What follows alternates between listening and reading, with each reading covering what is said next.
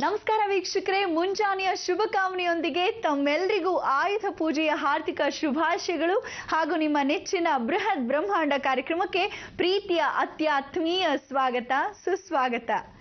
ಆದಿ ದಿವ್ಯ ಜ್ಯೋತಿ ಮಹಾಕಾಳಿ ನಮೋ ನಮೋ, ಮಧುಶುಂಭ ಮಹಿಷಾಸುರ ಮರ್ದಿನಿ ಮಹಾಶಕ್ತಿ ನಮೋ ನಮೋ ಅಂತ ದುರ್ಗೆಯನ್ನ ಪ್ರಾರ್ಥಿಸ್ತಾ ಗುರೂಜಿಯವರನ್ನ ಕಾರ್ಯಕ್ರಮಕ್ಕೆ ಸ್ವಾಗತಿಸೋಣ.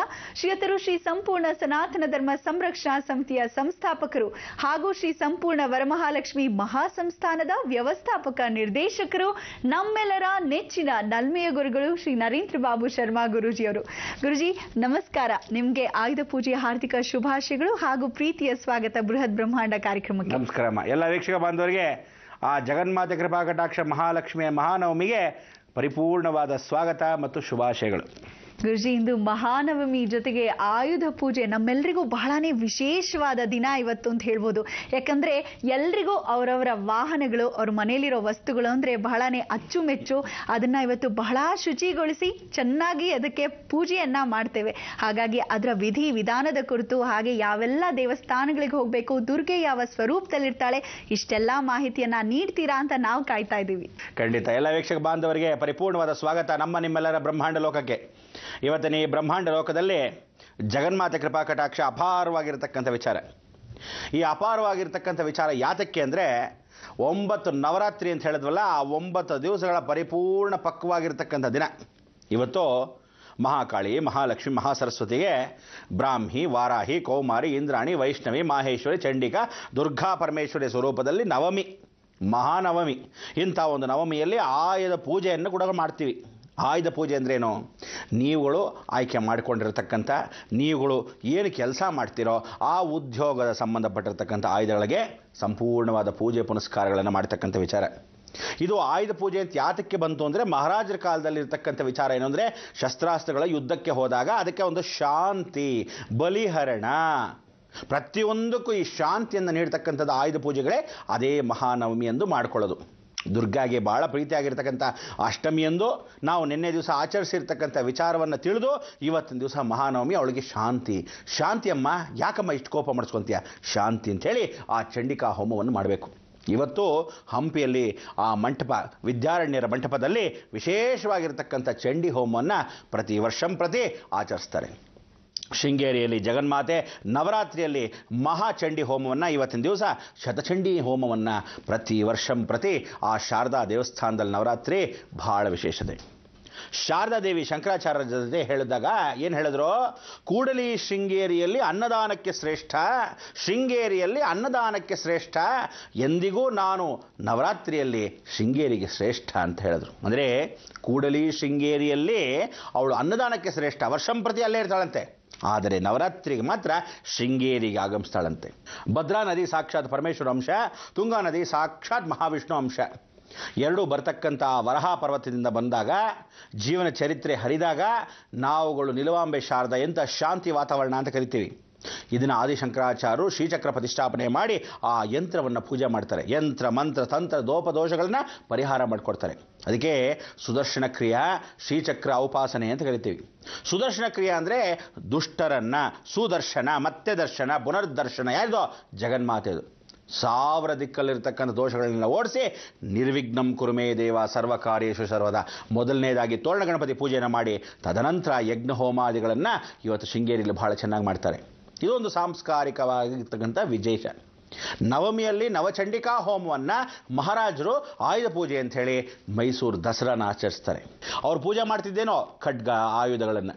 ನೀವುಗಳು ಅಷ್ಟೇ ಮನೆಯಲ್ಲಿ ಇರ್ತಕ್ಕಂಥ ಎಲ್ಲ ಕತ್ತಿಗಳನ್ನ, ಎಲ್ಲ ಇಸ್ತ್ರಿ ಪೆಟ್ಟಿಗೆಗಳನ್ನ, ಎಲ್ಲ ಟಿ ವಿಗಳಿಗೆ, ಎಲ್ಲ ಗಾಡಿಗಳಿಗೆ, ವಾಹನಗಳಿಗೆ, ಅಂದಿನ ಕಾಲದಲ್ಲಿ ದುರ್ಗಾ ವಾಹನ ಆಗಿರ್ತಕ್ಕಂಥ ಸಿಂಹ ವಾಹನಕ್ಕೆ ಪೂಜೆ, ಬೇರೆ ಬೇರೆ ವಾಹನದ ಮೇಲೆ, ಹುಲಿ ವಾಹನದ ಮೇಲೆ ಬಂದಿದ್ಲು ಅದಕ್ಕೆ ಪೂಜೆ, ಹಂಸ ವಾಹನದಲ್ಲಿ ಬ್ರಾಹ್ಮಿ ಸ್ವರೂಪದಲ್ಲಿ ಬಂದಿದ್ದು ಅದಕ್ಕೆ ಪೂಜೆ, ವಾರಾಹಿಯಾಗಿ ಬಂದಾಗ ಅವಳಿಗೆ ಹಂದಿಯಾಗಿ ಪೂಜೆ. ವಿಶೇಷವಾಗಿರ್ತಕ್ಕಂಥ ವಾಹನಗಳು ಸಾಕಷ್ಟಿವೆ. ಗರುಡ ವಾಹನ ಆಗಿರ್ತಕ್ಕಂಥ ವೈಷ್ಣವಿ ಸಂಪ್ರದಾಯದಲ್ಲಿ ಪೂಜೆ, ಮಾಹೇಶ್ವರಿ ವೃಷಭರೂಢ ಆಗಿರ್ತಕ್ಕಂಥ ಅವಳಿಗೆ ಪೂಜೆ, ಹೀಗೆ ರೂಪಗಳಿಗೆ ಪೂಜೆ. ಇಂಥ ಅವಳಿಗೆ ಇವತ್ತಿನ ದಿವಸ ನಾಮಕರಣ ಬರ್ಕೊಳ್ಳಿ. ಮಹಾಗೌರಿ ಅಂತ ಒಂದು ಹೆಸರು. ಈ ಮಹಾಗೌರಿ ಅದಕ್ಕೆ ಸರ್ವಮಂಗಳ ಮಾಂಗಲ್ಯೆ ಶಿವೆ ಸರ್ವಾರ್ಥ ಸಾಧಿಕೆ, ಸರ್ವ ಅರ್ಥಗಳನ್ನು ಸಾಧಿಸ್ತಕ್ಕಂಥ ದಿನ. ಸರ್ವಾರ್ಥ ಸಾಧಿಕೆ ಶರಣ್ಯೇ ತ್ರಂಬಿಕೆ ಗೌರಿ ನಾರಾಯಣಿ ನಮೋಸ್ತುತೆ. ಮಹಾಗೌರಿ ಅವಳು ಅಂದರೆ ವೃಷಭಾರೂಢರಾಗಿ ಕೂತಿರ್ತಕ್ಕಂಥ ಮಹೇಶ್ವರಿಯಲ್ಲಿ ಅವಳು ಬಂದು ಕೂತ್ಕೊತಾಳೆ, ವಿರಾಜಮಾನವಾಗಿ ಕೂತ್ಕೊತಾಳೆ. ಮಹಿಷಾಸುರನ ಸಂಹಾರವನ್ನು ಮಾಡಿ ಎಲ್ಲ ದುರ್ಗಾ ದೇವಸ್ಥಾನದಲ್ಲಿ ಬಹಳ ವಿಶೇಷವಾಗಿರ್ತಕ್ಕಂಥ ಈ ದಿನ ಸುದಿನ. ಹೌದು, ಈ ಆಯುಧ ಪೂಜೆಗೆ ತಮ್ಮೆಲ್ಲರಿಗೂ ಆಧಾರದ ಸ್ವಾಗತ. ಮಹಾನವಮಿಯ ಹಬ್ಬದಲ್ಲಿ ಇವತ್ತು 9ನೇ ದಿವಸ 9 ರಾತ್ರಿಗಳು ಪರಿಪೂರ್ಣವಾಗುತ್ತೆ ಈ ನವರಾತ್ರಿ ಉತ್ಸವ. ನವರಾತ್ರಿ ಉತ್ಸವದಲ್ಲಿ ಒಂದೊಂದು ಗೊಂಬೆ, ಒಂದೊಂದು ದಿವಸ, ಒಂದೊಂದು ದೇವರುಗಳನ್ನು, ಒಂದೊಂದು ಆಯುಧಗಳನ್ನು, ಒಂದೊಂದು ಮೆಟ್ಟಲೆ ಮೇಲೆ ನವ ಆವರಣಗಳನ್ನು ಸೇರಿ ಸಾಕ್ಷಾತ್ ಮೋಕ್ಷಲೋಕ ಶಿವಶಕ್ತಿಗೆ ಬಿಂದು ರೂಪಿಣಿಗೆ ಕೈಲಾಸವಾಸಕ್ಕೆ ಸೇರಿಕೊಳ್ಳೋಣ ಅನ್ನೋ ಭಾವನೆ ಪ್ರತಿಯೊಬ್ಬ ಮನುಷ್ಯಂದು. ಅದಕ್ಕೆ ನವರಂಧ್ರಗಳು ಅಂತ ಹೇಳಿ ನಮ್ಮ ದೇಹದಲ್ಲಿ ಏನಿದೆ ಒಂದೊಂದು ಚಕ್ರಗಳ ಆಕ್ಟಿವೇಶನ್ನ ನೀವು ಮಾಡ್ಕೊತಾ ಹೋದರೆ 9 ದುರ್ಗೆಯರು ನಿಮ್ಮಲ್ಲಿ ಆಹ್ವಾನಿತವಾಗ್ತಾರೆ. ನವಗ್ರಹ ಪೂಜೆ, ನವಗ್ರಹಗಳನ್ನು ಆಹ್ವಾನ ಮಾಡ್ಕೋಬೇಕು. 9 ನವಗ್ರಹಗಳು, 7 ಖಂಡಗಳು, ವಿಶೇಷವಾಗಿರ್ತಕ್ಕಂಥ ಸಮುದ್ರರಾಜನ ಪೂಜೆ, ಪರ್ವತರಾಜನ ಪೂಜೆ ಎರಡೂ ಸೇರಿ ವಿಶೇಷವಾಗಿ ಬಿಂದು ಮಾಲಿನ್ಯ ರಾಹು ಕೇತುಗಳನ್ನು ಬಿಂದನ್ನು ಸೇರಿಸಿ ಎಲ್ಲ ಗ್ರಹಗಳ ಮಧ್ಯ ಬಿಂದುವೇ ಸಾಕ್ಷಾತ್ ರಾಹು ಮತ್ತು ಕೇತು. ಅದಕ್ಕೆ 7 ಗ್ರಹಗಳಿಗೆ ಇರೋದೇ 7 ಗ್ರಹಗಳು. ಆ 7 ಗ್ರಹಗಳ ಸೇರಿಕೆ ಏನಿದೆ, ಸಂಗಮ ಏನಿದೆ, ಆ ಬಿಂದುಗಳೇ ರಾಹು ಕೇತುಗಳು. ಹಾಗೆ 9 ಗ್ರಹಗಳಿಗೆ ಪೂಜೆ ಇವತ್ತಿನ ದಿವಸ. ಓಂ ನಮಃ ಸೂರ್ಯಾಯ ಚಂದ್ರಾಯ ಮಂಗಳಾಯ ಬುಧಾಯ ಚ ಗುರು ಶುಕ್ರ ಶನಿ ರಾಹು ಕೇತುವೆ ನಮಃ. ಆ ಸ್ಮರಣೆ ಮಾಡ್ಕೋಬೇಕು. ಒಂದು ಹೇಳ್ತೀನಿ ಕೇಳಿ, ಕಾರ್ತಿವೀರ್ಯಾರ್ಜುನ ಸ್ಮರಣೆಯನ್ನು ಈ ಆಯುಧ ಪೂಜೆಯಲ್ಲಿ ಭಾಳ ವಿಶೇಷವಾಗಿ ಮಾಡ್ಕೋಬೇಕು. ಇದಕ್ಕೆ ಪೂಜೆ ಪುನಸ್ಕಾರ ಮಾಡ್ಕೊಳ್ಳೋಕ್ಕೆ ಮೂಲ ಮಂತ್ರ ಒಂದಿದೆ, ಬಹಳ ವಿಶೇಷವಾಗಿರ್ತಕ್ಕಂಥ ಮೂಲ ಮಂತ್ರ. ಈ ಮಂತ್ರವನ್ನು ಹೇಳಿ ಆಯುಧವನ್ನು ಪೂಜೆಯನ್ನು ಮಾಡಿದಾಗ ಎಲ್ಲರೂ ಹೇಳ್ತಾರೆ ಆಯುಧ ಪೂಜೆ ಮಾಡಿದ ತಕ್ಷಣ ಒಂದು ಟ್ರಯಲ್ ನೋಡಿ ಅಂತ. ಅಂದರೆ ಅರ್ಥ ಏನೋ, ನೀವು ಗಾಡಿ ಪೂಜೆ ಮಾಡಿದ ತಕ್ಷಣ ಒಂದು ರೌಂಡ್ ಹೋಗಿ ಬರೋಣ ಕಣೋ, ಚಾಕು ಪೂಜೆ ಮಾಡಿದ ತಕ್ಷಣ ಒಂದು ಕೊಲೆ ಮಾಡಿ ನೋಡೋಣ ಅಂತೀರಾ? ಖಂಡಿತ ಇಲ್ಲಪ್ಪ. ಸದ್ಯ ಗನ್ ಪೂಜೆ ಮಾಡ್ತಾರೆ ಭಾಳ ಜನ, ಪೊಲೀಸ್ ಡಿಪಾರ್ಟ್ಮೆಂಟ್ ಅವರು ಎಲ್ಲರೂ. ಆ ಕಾಲದಿಂದ ನಮ್ಮ ತಾತನ ಮನೆಗೆ ಗನ್ನಿತ್ತು, ದೊಡ್ಡ ಬುಲೆಟ್ಟು, ವರ್ಷ ಆಗೋಯ್ತಾನೆ ಪೂಜೆ ಮಾಡಿ. ಪೂಜೆ ಮಾಡೋಣ ಸಂತೋಷ, ಅದನ್ನು ಉಪಯೋಗಿಸ್ಕೊಂಡು ಇವತ್ತು ಟ್ರಯಲ್ ಗೇಲ್ ನೋಡ್ಬಿಟ್ಟಿರ ಆಮೇಲೆ ಅದಕ್ಕೋಸ್ಕರ ಢಮಾರ್ ಅಂತ ಹಾಸಕ್ಕಾಗತ್ತೆ, ಅದೆಲ್ಲ ಮಾಡಬಾರ್ದು. ಅದಕ್ಕೆ ಹೇಳೋದು, ತಲೆ ಬುದ್ಧಿ ಕಮ್ಮಿ ಇರತಕ್ಕಂಥವ್ರಿಗೆ ಈ ವ್ಯವಸ್ಥೆ. ಅದಕ್ಕೆ ಅವ್ಯವಸ್ಥೆ ಆಗಬಾರ್ದು. ಇಷ್ಟು ದಿವಸಕ್ಕೆ ಬಲಿ ಹರಣವನ್ನು ಕೊಡಬೇಕು. ಇದಕ್ಕೆ ಕೇವಲ ಒಂದು ಸ್ವಲ್ಪ ಬಲಿ ಏನು ಮಾಡ್ತೀರಾ? ಅದಕ್ಕೆ ಆ ಥರ ಆಗಕೂಡ್ದು ಅಂತ ಹೇಳಿ ಒಂದೊಂದು ಚಾಕುಗಳಿಗೆ, ಒಂದು ಶಾರ್ಪ್ ಐಟಮ್ಗಳಿಗೆ ಏನಿದೆ, ಒಂದು ನಿಂಬೆಹಣ್ಣನ್ನು ಅಲ್ಲಿ ಬಲಿಹರಣ, ಕೂಷ್ಮಾಂಡ ಬಲಿ ಅಂದರೆ ಒಂದು ಬಲಿಹರಣವನ್ನು ಕೊಟ್ಟಾಗ ಆ ಕಾಲದಲ್ಲಿ ಏನ್ಬೋದು, ಮೇಕೆ ಕುರಿ ಗರ್ರಿ ಅಂತೆಲ್ಲ ಕೊಡೋರು, ಕೂಡ್ದು ವಾಮಾಚಾರ ತತ್ವ.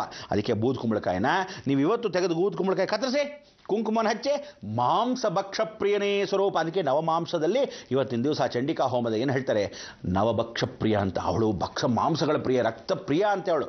ಅಂಥ ದೇವಿಗೆ ಅಥರ್ವಣ ಶೇಷದಲ್ಲೇ ಪೂಜೆ ಮಾಡಬೇಕು ಅಂತ ಹೇಳುತ್ತೆ, ಆದರೆ ನಾವು ಮಾಡಿಕೊಡೋದು. ಅದಕ್ಕೆ ಕೇರಳ ಪ್ರಾಂತದಲ್ಲಿ ಇವತ್ತು ಮಂತ್ರ ಯಂತ್ರ ತಂತ್ರ ಸ್ವರೂಪೇಣ ಪೂಜೆನ ಅಂಥೇಳಿ ಅವ್ರುಗಳ ಆ ಥರ ಮಾಡ್ಕೊತಾರೆ. ಹೀಗೆ ದೇವರುಗಳನ್ನ ಒಂದೊಂದು ಆಯುಧಗಳ ಮುಖಾಂತರವಾಗಿ ಎಲ್ಲವೂ ಪೂಜೆ ಪುನಸ್ಕಾರವನ್ನು ಮಾಡಿ ಸಾಕ್ಷಾತ್ ನವಮಿ ಎಂದಾಗ ಅಮಾವಾಸ್ಯೆ.